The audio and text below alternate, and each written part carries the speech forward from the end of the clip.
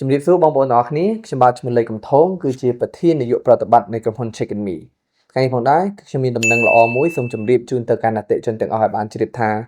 ក្រុមហ៊ុន Chicken Me គឺបានធ្វើការសហការជាមួយធនាគារ PPC Bank ដែលក្នុងគោលបំណងធ្វើការជំរុញវិស័យហិរញ្ញវត្ថុតាមបែប Digital ឲ្យកាន់តែប្រសើរឡើង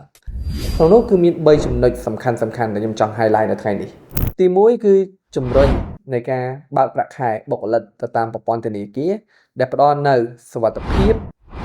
ងាយស្រួលនិងចំណេញពេលវេលាខ្ពស់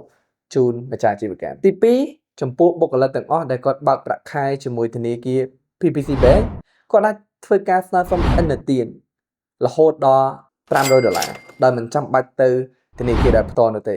ហើយក៏មិនចាំបាច់មានទ្រព្យបញ្ចាំផងដែរចំណុចទី3នោះគឺ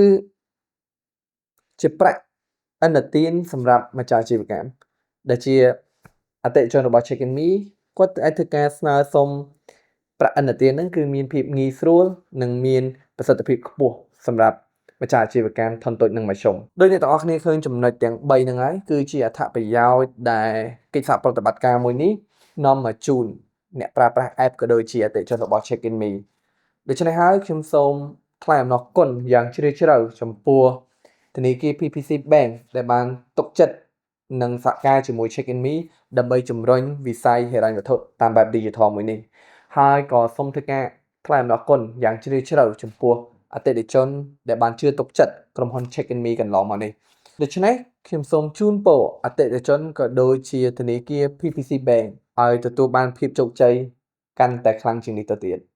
សូមអរគុណ